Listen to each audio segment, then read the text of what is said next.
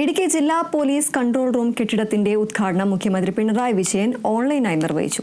98,16,000 രൂപ വിനിയോഗിച്ചാണ് control room നിർമ്മിച്ചിരിക്കുന്നത്.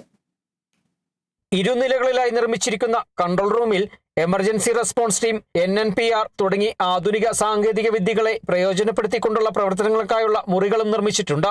DCRB DYSP KR Biju അധ്യക്ഷത വഹിച്ച ഉദ്ഘാടന സമ്മേളനം മുഖ്യമന്ത്രി പിണറായി വിജയൻ ഓൺലൈനായി ഉദ്ഘാടനം ചെയ്തു.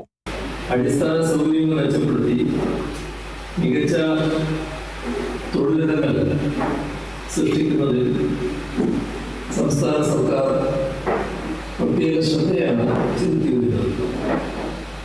കഴിഞ്ഞ 9 വർഷക്കാലത്തെ അനുഭവമുണ്ട്.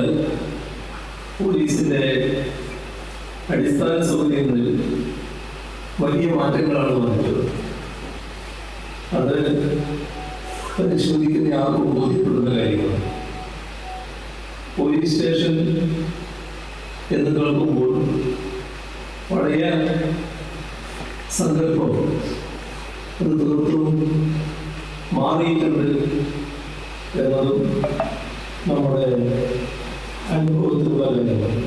ശിലാഫലക അനച്ഛാദനം ഇടുക്കി ബ്ലോക്ക് പഞ്ചായത്ത് പ്രസിഡന്റ് എബി തോമസ് നിർവഹിച്ചു. Idukki DYSP Rajan K Aramana, circle inspector Santhosh Sajeev, Ameer Ismail, Baiju R, Jamal PH എന്നിവർ സംസാരിച്ചു. രാഷ്ട്രീയ സാമൂഹിക രംഗത്തെ നിരവധി ആളുകളും പരിപാടിയുടെ ഭാഗമായി. Kerala vision news, Idukki.